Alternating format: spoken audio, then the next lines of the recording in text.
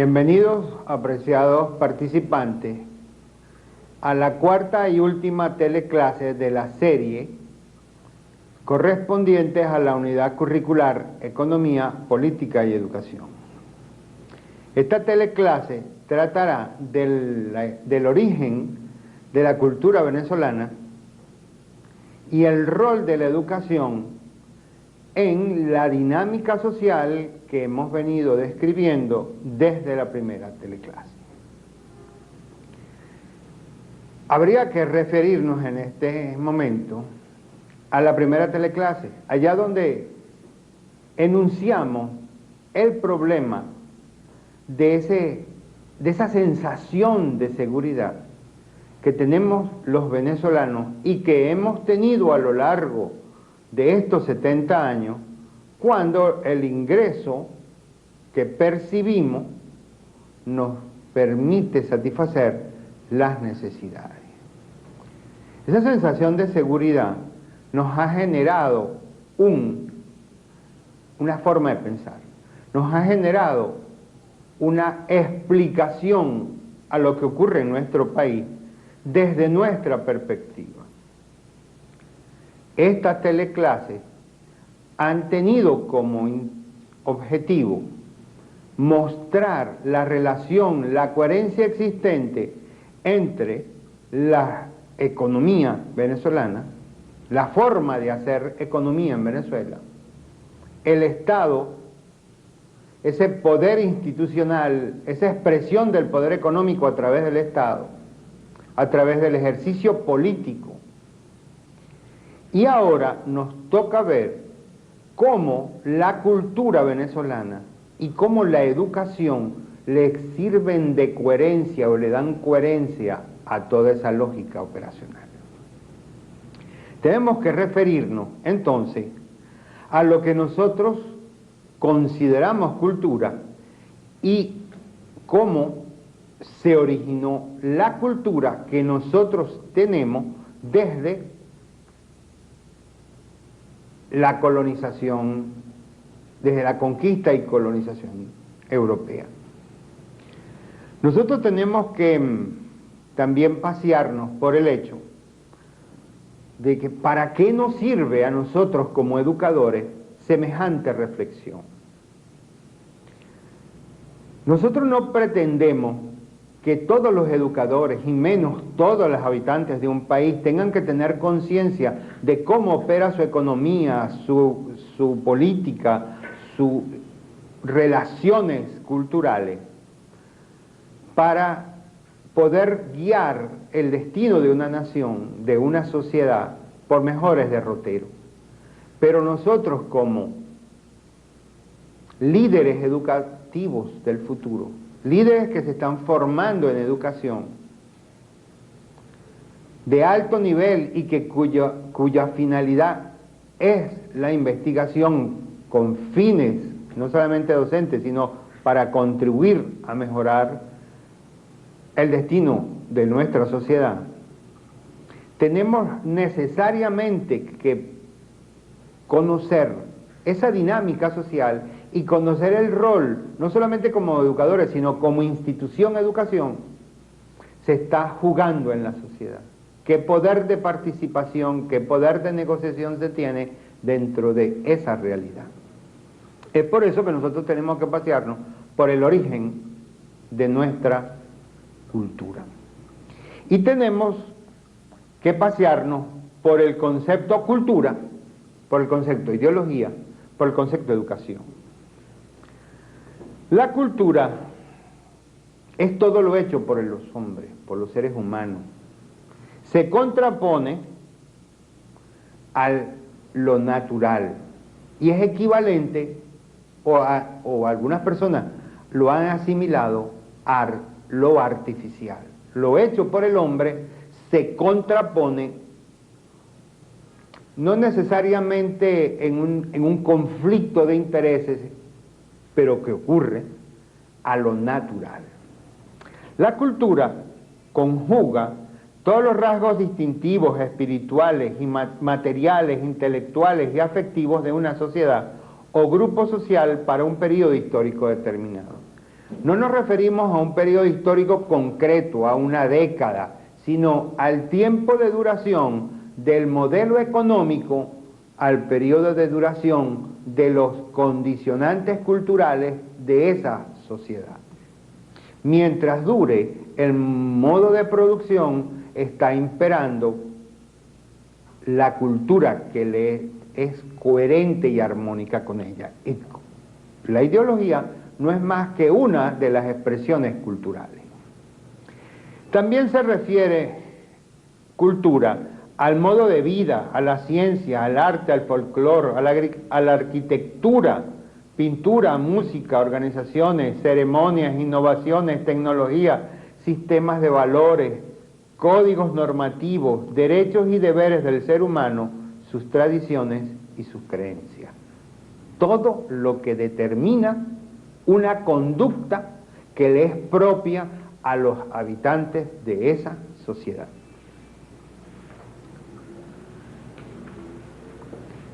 La cultura se transmite a los integrantes de esa sociedad a través de la educación informal y formal en un proceso que conocemos como socialización.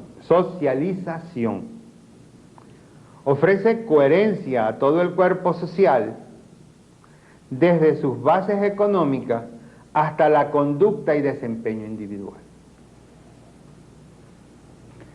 Como objetivo de esta teleclase, queremos analizar el origen cultural y de los valores que subyacen en la conducta económica y política de los individuos para encontrar una explicación factible al rol de la educación en la dinámica social venezolana.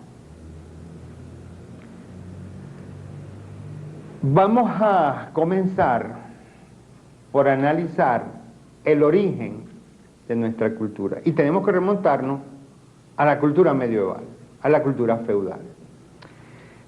Vamos a referirnos a algunos aspectos aún de carácter económico, pero que son necesarios comprender para dilucidar el origen de la cultura que subyace en la familia cultural, valga la redundancia, ibérica. Aquellos países que se originaron de la conquista que hizo la península ibérica europea en América y en Asia.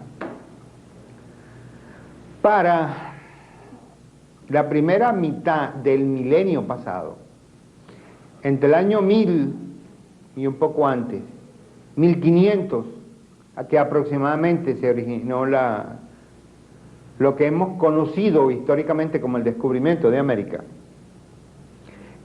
se daba las siguientes relaciones de apropiación de los excedentes de producción. Un dueño de la tierra o una persona que fungía como propietario de la tierra, un señor feudal, le permitía el acceso a la tierra a aquellas grandes cantidades de pobladores que andaban vagando por toda Europa, siempre y cuando el señor siervo, como lo reconocemos, accedía a las exigencias del propietario de esta tierra. En primera instancia se refirió a lo que nosotros en Venezuela conocemos como conuco. Un señor feudal podía otorgar el usufructo de un pedazo de tierra en las laderas de una montaña no deforestada a una familia si ella accedía a ir a trabajar la tierra, la mejor tierra de este propietario, durante 5 o 6 días a la semana, y las mujeres y las niñas a trabajar en la parte de adentro de la casa. Eso se llama relación servil. En Venezuela se conoce como conuco. Posteriormente, como veremos luego, se cambió a una relación de apropiación que nosotros conocemos como medianería. Usted me da una buena parte de los productos cosechados en virtud al uso que usted va a hacer de la tierra y de la alimentación que va a obtener de allí. Posteriormente, con el desarrollo del mercantilismo, como veremos después, esa medianería se cambió a una renta en dinero. Usted me paga el uso de esa tierra, no en calidad propietaria. Es necesario hacer esta aclaratoria de cómo se apropiaban los excedentes de producción para encontrar similitud a la clase anterior al edificio de alquiler, donde el que alquila se tiene que someter a las condiciones que pone el propietario del edificio. Bueno, aquí es igual. Aquella persona que necesita solventar sus necesidades de alimentación para él y su familia tenía que acceder a los requisitos que pone el propietario de la tierra o la persona que ejercía la propiedad o la tenencia de la tierra. También estos señores feudales, con el desarrollo de los excedentes de producción, como ya los veremos posteriormente, ejercieron la apropiación por la vía impositiva y también por el ejercicio bélico. Aplastaban al feudo vecino y se apropiaban de su suelo y de su riqueza. Esos señores feudales posteriormente dieron origen, por la apropiación, por la capacidad que uno tenía de apropiarse de los excedentes más que el otro, para desarrollar una fuerza bélica que unificaba un territorio, a las monarquías, a un señor feudal que no solamente manejaba su feudo, sino manejaba el feudo de los demás, o ejercía potestad sobre el feudo de los demás. Esos señores se convirtieron posteriormente en monarcas, en reyes, y tenían que irle a jurar fidelidad al Papa, que le otorgaba un poder divino para ejercer las leyes, el determinar qué leyes iban a ser ejercidas sobre la población, el poder judicial y el manejo administrativo de su territorio. Un poder divino, lo que se conoció en la época con la siguiente frase: la voluntad del príncipe es ley para el pueblo.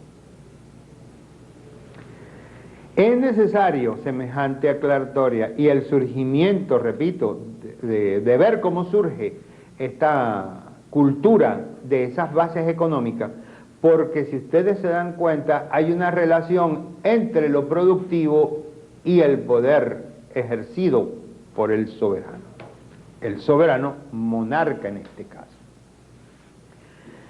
Por allá en el siglo IX-X se crea el primer imperio sacro romano de Occidente, encabezado por Carlos Martel, pero en esa época empezó a surgir también el mercantilismo. ¿Por qué Carlos Magno es capaz de formar el primer imperio sacro romano de Occidente? Por la apropiación de excedente.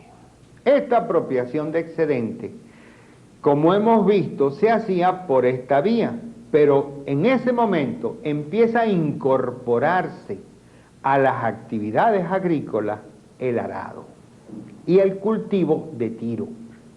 El arado surge de las aleaciones de la forja que los bárbaros del norte, los que hoy conocemos como alemanes, generan un hierro fundido muy fuerte con aleaciones que les permiten usarlos inicialmente como arma, pero luego los agricultores lo funden y hacen un arado, una cuchilla que penetra la tierra, voltea la tierra, expone las malezas, las raíces de las malezas, los insectos, y trae la fertilidad del subsuelo. Es un aparato que no se podía tirar por hombres, tenía que utilizarse bueyes. Surge la cultura de tiro y surge también la fertilización. El ganado que ellos tienen, encerrado durante buena parte del año por el frío en graneros, es recogida la bosta y la paja donde ellos duermen y es quemada en los terrenos de cultivo. Y además del arado, además del cultivo de tiro, surge también la fertilización.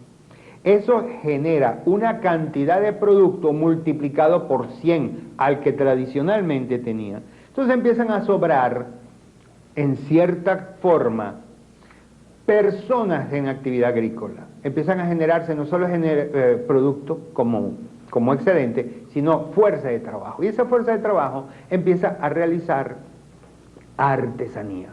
Esa artesanía era comprada por unos señores en carretas que lo llevaban a centros de cruces de camino. En esos cruces de camino empezó a fomentarse el comercio. Estos señores compraban a un determinado precio y lo vendían incorporándole una ganancia. Los señores feudales que apropiaban los excedentes por la vía impositiva, por la vía bélica, por las rentas en trabajo, en producto y en dinero, no tenían capacidad para retener esos excedentes y lo transmitían a través del intercambio mercantil con estos señores feudales, con estos señores mercantiles.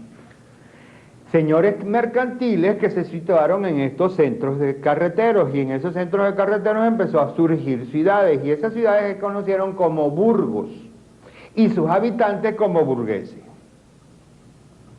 Burgueses que se veían mal para las personas que ejercían la propiedad sobre la tierra, los feudales. Y los conocieron como, les dieron el apelativo a los mercantiles de burgueses. ¿Por qué era despreciable el apelativo? Por una sencilla razón.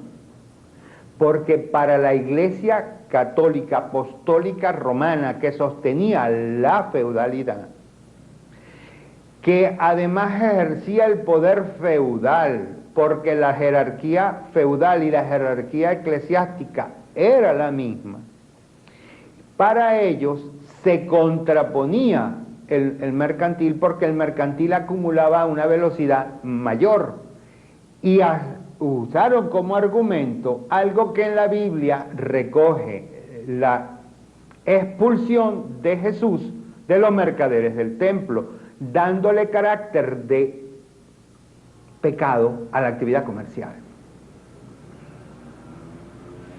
Y eso generó conflictos, unos enormes conflictos bélicos, entre aquellas personas que generaban la actividad mercantil y que en algunos casos también era ejercida no solamente por judíos, y ya verán a ver por qué eran ejercidas por judíos, sino también por católicos. Y esos católicos buscaron explicación, buscaron un argumento religioso diferente, y ellos empezaron a originar allá en 1300, 1400, unas formas de analizar, de comprender la Biblia diferente, y se crearon los protestantes, Calvino, Lutero, que pacificaba en el interior de las personas que eran católicas y que ejercían las actividades comerciales su paz interna. ¿Por qué judío? ¿Y por qué en el norte de Europa especialmente? Porque para el momento que surgen los feudos, la parte norte de Europa, la parte norte que está sobre el Rin, era conocida por los romanos como los bárbaros no civilizados, y allá colocaron en las diásporas de judíos que sacaron de Israel, los colocaron para allá. Al no estar sometidos ellos a las reglamentaciones cristianas, Ellos podían hacer más libremente el ejercicio mercantil sin entrar en contradicción consigo mismo. También fueron colocados en las diásporas romanas en España. Los judíos y los protestantes hicieron muy libremente la actividad comercial y entraron en contraposición contra la jerarquía católica feudal. Desde allí se inicia una batalla, una guerra que todavía no está saneada, un conflicto que en algunos momentos es de guerra sorda o de bajo impacto. Es un conflicto por la apropiación de los excedentes, es un conflicto ideológico, es un conflicto social, que en algunos momentos de la historia, y desde ese inicio apareció, se llevó a conflictos bélicos. Los seguidores de Hugo Capetto, rey francés, que se conocieron como los hugonotes, muy afectos a las actividades mercantiles, fueron masacrados en varias ocasiones por los monarcas feudales, como fue en la famosa noche de San Bartolomé, un poco antes de la conquista de América, del descubrimiento y conquista de América. ¿Qué ocurría en España? En España, para 1500, 1550, 1570, los reyes católicos se enfrentaron a los moros y los sacan de España. Pero no es que allí no estaba ocurriendo también las actividades mercantiles. La guerra, se dice, con los moros y las actividades mercantiles ejercidas especialmente por judíos españoles, los cuales desde 1300 y 1400 fueron en repetidas ocasiones masacrados y sometidos a la Inquisición, tenían agotadas las riquezas feudales. Recuerden que para mandar a Colón para América, la reina tuvo que empeñar sus joyas, así dice la historia, con banqueros, y estos banqueros eran judíos y alemanes, los huélsares. ¿Por qué judíos? Por lo antes mencionado, y alemanes también ya mencionado, porque eran quienes ejercían con mayor libertad esas actividades consideradas sucias, pero a las cuales tenían que remitirse los señores feudales. Cuando América es descubierta y sus riquezas son llevadas a Europa, en este conflicto entre la monarquía afectada por la acumulación excedentaria que hacían los mercantiles, sale beneficiada porque las riquezas americanas son utilizadas para continuar la actividad feudal, para apuntalar el ejercicio del poder monárquico. Pero, y nos vamos ahora a separar un poco de la historia europea, a pesar de ese poderío español, de las grandes riquezas, ellas fueron a parar especialmente a Holanda y Alemania a través de las actividades mercantiles. Al no ser ejecutadas, y eso es importante, al no ser ejecutadas por españoles para España, sino ser ejecutadas por holandeses y alemanes, las actividades mercantiles hicieron que buena parte de las riquezas americanas se fueran al norte. Y es importante señalarlo porque pareciera que en estos momentos, desde prácticamente siempre en las colonias americanas, eso es lo que ocurre. En América, al salvarse la cultura medieval, la cultura monárquica española, en América se funda la explotación de la tierra en la encomienda y el repartimiento, que crea en América, que crea en Venezuela un señorío español, unos señores mejores que los autóctonos y mejores que sus hijos, que eran nacidos en el extranjero, a los cuales tenían que llevar a España para, vamos a usar el término entre comillas, para blanquearlos culturalmente. Así se funda un pensamiento en América y en Venezuela basado en la cultura monárquica española, en la feudalidad más arraigada. Los colegios o la educación que se le da a los hijos del señorío es ejercida bajo las mismas figuras que ejercían en España los educadores. Educadores que por lo general eran relacionadas con la Iglesia. Los movimientos de independencia que ocurren en Venezuela están influenciadas por esa lucha que en Europa se presenta entre la burguesía mercantil emergente y los efectos que sobre todo en la parte norte de Europa, de París hacia arriba, estaban sufriendo las monarquías. El surgimiento y éxito de las actividades mercantiles también hacen que surja una religión y todo un bagaje ideológico que lo apoya y que incluye el desarrollo de una figura de Estado diferente a la monarquía. El mayor representante en la elaboración de esa figura de Estado fue Jean-Jacques Rousseau. Rousseau, además de elaborar un documento que se conoce como los derechos del hombre y del ciudadano, el ciudadano se opone a la figura servil, determina que el soberano, palabra que se la da, se la inculca a la población para contraponerla a la figura del soberano monarca. El soberano tiene soberanía, capacidad de decisión, y ese soberano, pueblo en este caso, es el que debe darse el gobierno, y ese gobierno se ejerce en una asamblea. Recuerden ahora la figura del condominio en una propiedad horizontal, un edificio de propiedad horizontal. Allí,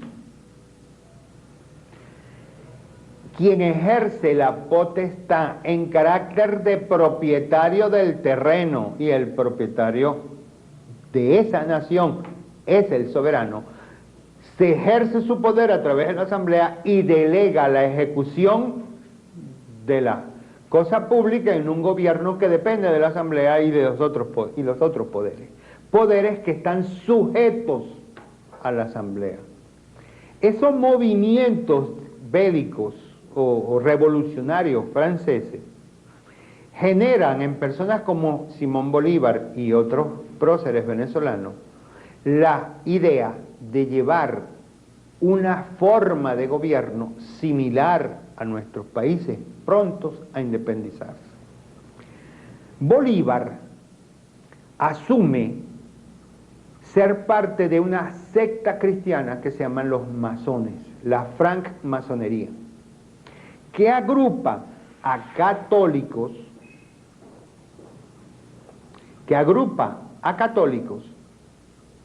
que ejercen la actividad mercantil y lo ejercen de forma secreta. Pero se basan específicamente en todo el bagaje ideológico desarrollado por los enciclopedistas franceses. Cuando en Venezuela, en 1810, 1811, por factores también de historia europea, las guerras napoleónicas invaden España, ponen a un rey que se llama José Bonaparte, lo conocían en España como Pepe Botella, era muy afecto al licor. Esa invasión a la realeza española justifica el movimiento de 1810, pero son encabezados por los señoritos, por el señorío español ya venezolano o ya criollo. Y no era que se querían separar de España, sino retomar en favor de Fernando VII defender los derechos de ese reino. Luego, en 1811, se hace la Declaración de la Independencia. Una declaración de independencia que agrupa a las personas que desean y requieren en todo el país independizarse de España porque requieren manejar independientemente de la corona los excedentes de producción nacionales. Pero no querían parecerse a la República Francesa. Le dan forma de República Francesa por la presión de sus líderes, Bolívar, Miranda, masones, de formación francesa. Pero en esencia se mantiene, y luego de la independencia en 1824 y a lo largo de todo el siglo, los favores manejados a través del Estado. Se enquistan en Caracas poderes, primero cacoteros, después los cafetaleros en los Andes, acumulan a mayor velocidad que el centro y se pasa en un eterno conflicto durante todo el siglo XIX, los conflictos entre Caracas y la provincia. Pero aparece el petróleo en Venezuela. Petróleo que por constitución le pertenece al Estado, remanente feudal. ¿Quién tiene toda la disponibilidad de recursos para construir un país? En 1929 los Estados Unidos sufren una gran recesión y comprende para salir de esa recesión que dependen de mercados externos para colocación de sus productos, porque el problema de los Estados Unidos fue sobreproducción o un equivalente a sobreproducción. No se consigue mercado interno para su producto. Saben que dependen del mercado internacional. Venezuela tenía los recursos y establecen un modelo de desarrollo apoyado en la importación, apoyado en grupos que antes exportaban café y que esos apellidos toman el liderazgo venezolano en el trabajo de importación. No es cuestión de establecer culpabilidad. Cualquier persona que estuviera en su posición lo hubiera hecho. Era una oportunidad de negocio. El problema es que el Estado, encuadrándose, o mejor dicho, los grupos políticos que emergieron de ese proceso, los partidos políticos que manejaron posteriormente el Estado, hicieron una alianza estratégica entre los intereses de la casta política que de allí surgió y los intereses de los grupos económicos. Y los partidos políticos que de ahí surgen son también partidos políticos ligados a los intereses de esos grupos económicos inicialmente importadores. En 1870, si mal no recuerdo, el 27 de julio, el gobierno de Guzmán Blanco decreta la educación pública, gratuita y obligatoria, hasta 6º grado. Y se toman los modelos eclesiásticos para educar, fundamentados en la dominación ideológica platónica.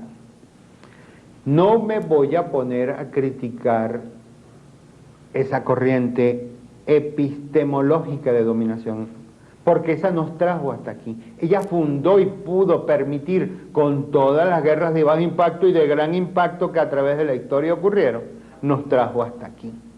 La imposición ideológica a través de la educación y de las religiones. ¿Ok?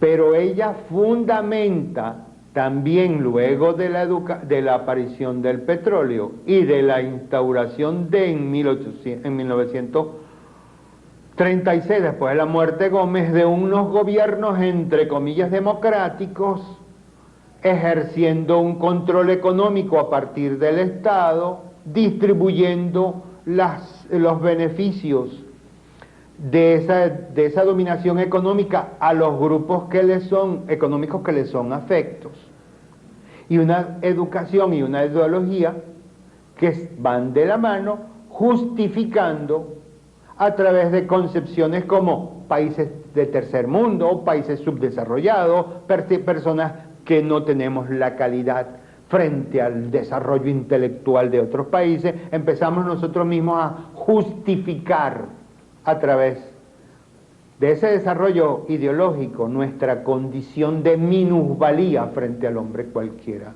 del planeta. La educación juega un rol fundamental en todo esto, porque a través de la educación, y la educación sobre todo, la educación superior, o la que conocemos como universitaria,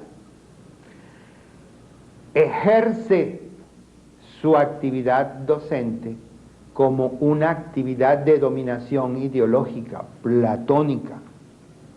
No permite que el hombre desarrolle actividades productivas, proactivo, emprendedor, sino sometido a un dominio ideológico, y ahí está el grave problema nuestro.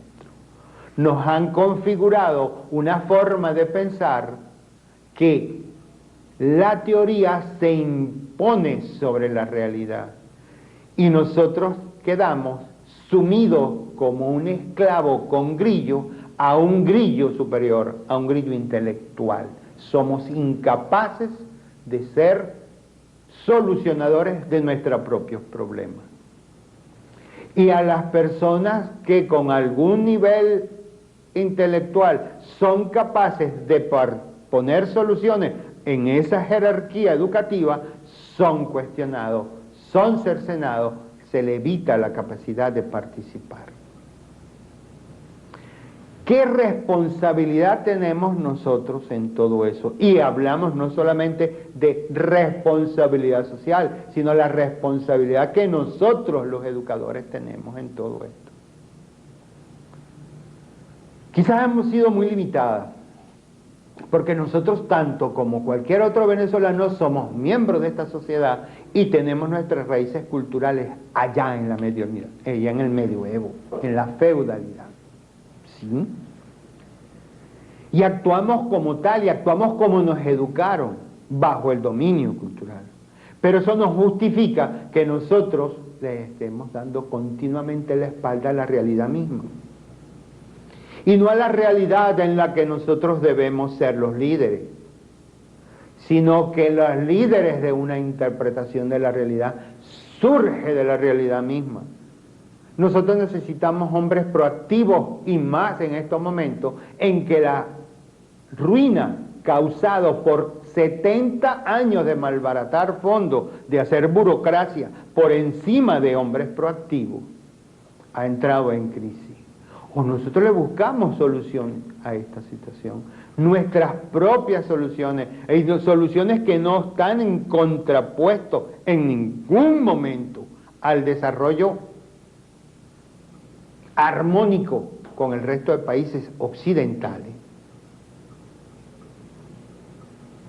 O nosotros perdemos el tren del futuro. Y nosotros no podemos seguir diciendo, nosotros no podemos seguir achacándole a los poderes extranjeros que nos han venido a robar y a saquear. ¿Y qué pretendemos nosotros? Nosotros no tenemos responsabilidad en esto. Bueno, en términos judiciales se conoce eso como víctimas propiciatorias. No hay ladrón sin una víctima propiciatoria.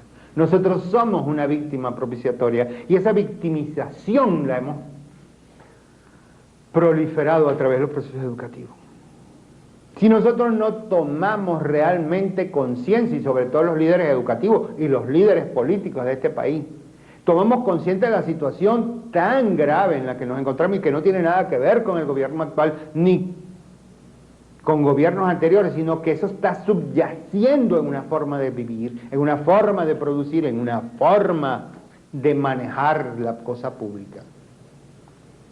Que los gobiernos actuales y pasados lo que han estado haciendo es administrando un caos, que está un caos entre comillas, un caos que ha rendido en contra de los intereses de la nación, de los venezolanos, del ahorro, de la acumulación y de la producción y la productividad, como vimos en los cuadros de la segunda teleclase.